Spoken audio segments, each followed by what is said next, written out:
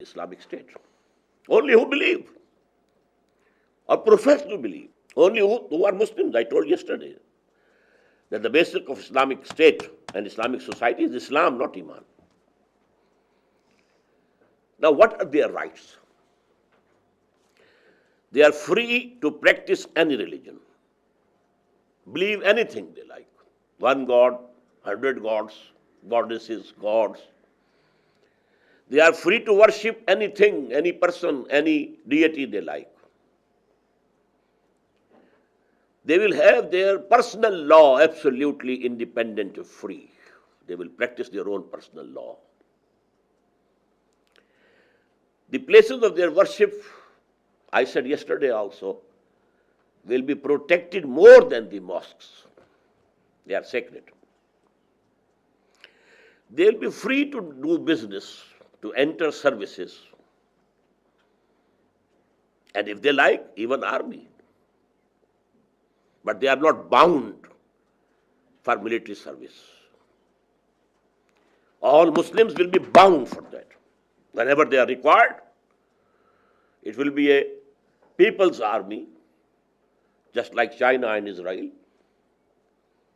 People will be working, but they are all soldiers, and they are called, and they take the part in the defense of the country or whatsoever it is.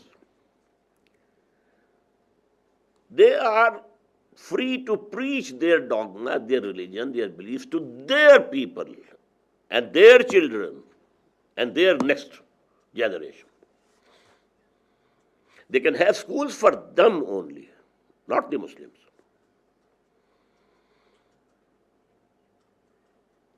They are not allowed to preach their religion to the Muslims. Here you have to note that because the basis of the state is religion, the basis and the foundation of the state can be eroded and corroded if this freedom is given. Now, only two places where the non-Muslims will not be able to participate. One is the legislature. It's very logical. That has to be based on Quran and Sunnah. And they neither believe in Quran nor in the Sunnah nor in the Prophet. So only Muslims can go there. The non-Muslims can have their own parliament, consultation body, to fight for their rights, to represent themselves. Oh, okay.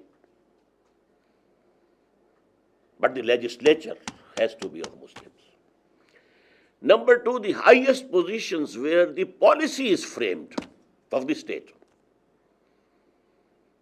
Non-Muslims will not be included there because the basic policy of Islamic State is to propagate Islam throughout the world. Try to establish Islam as a political, socio-economic system over the whole of the globe. That has to be the basic policy of an Islamic State. And it's clear that no non-Muslim will be contributing to this. So these are the only two places. Otherwise, they are free. And then they have to pay tax. Muslims will be paying zakat, an obligatory tax, obligatory charity, 2.5% of all your belongings.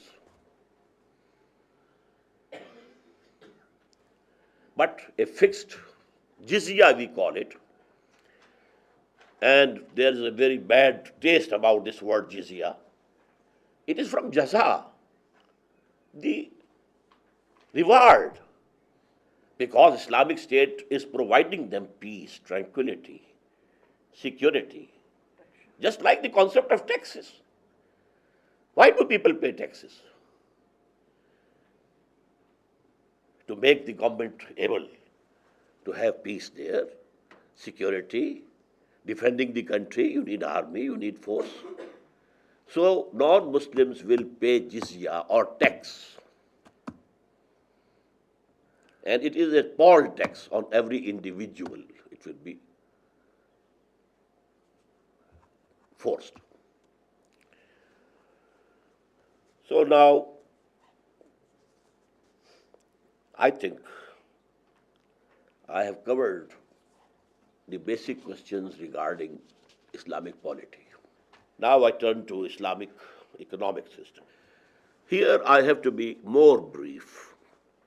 It's a very complicated subject. And I told you in the very beginning, I have not been a student of philosophy or student of economics. But because Quran claims that it is the guidance for whole mankind for all time to come till the end of this world, so it has touched and discussed all these aspects of human life. On that basis, I find myself, having a right to speak on these topics also. I will keep, two reference points: capitalism and communism. Although communism, it is said it is dead, I think it can be resurrected. It was a reaction to capitalism, and now the capitalism is going much farther, much farther, much farther. And the reaction you saw in Seattle, in Davos, in Washington, this is the reaction to that global capitalism. چلا جاتا ہے کہ زندگی میں تو آپ کی ملکیت ہے، لیکن آپ کے فوت ہونے کے بعد ملکیت ختم، وہ نیشنلائز ہو جائے گی۔ نمبر 2 یہ ہے کہ وہ قبیلے یا خاندان کی ملکیت ہو جائے۔ نمبر 3 یہ کہ ایک بڑا بیٹا جو ہے صرف وہی وارث ہو۔ نمبر 4 یہ کہ بیٹوں میں سے جو بھی اس وقت لڑائی کے قابل ہو، جنگ کرنے کے قابل ہو، دفاع کے قابل ہو، ان کو دیا جائے۔ عورت کا سرے سے کوئی حصہ نہیں، یا یہ کہ عورت کو زیادہ سے زیادہ بہت رعایت کی جائے تو جائیداد منقولہ میں سے کوئی حصہ دے دیا جائے۔ یہ ساری گمراہیاں تھیں جن کی نفی کی گئی ہے، اور پورا قانون وراثت اللہ تعالیٰ نے بیان کر دیا ہے۔ کسی خاندان میں اگر مسلم اور غیر مسلم والدین اور اولاد ہو تو ان کا کیا حکم ہے؟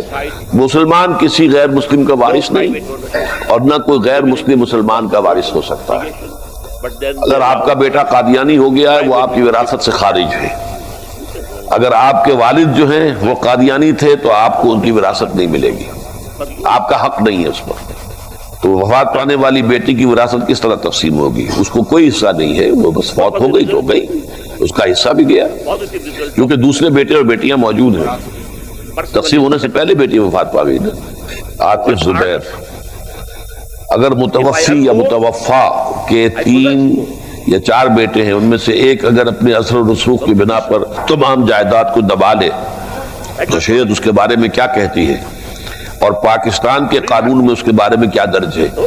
پاکستان کے قانون میں کیا درج ہے یہ تو میں نہیں جانتا، یہ تو کوئی وکیل صاحب بتائیں گے، لیکن شریعت کی روح سے اس نے بہت بڑا گناہ کمایا ہے، اس نے حرام جو ہے وہ اپنے پیٹ میں بھرا ہے، انگارے بھرے ہیں۔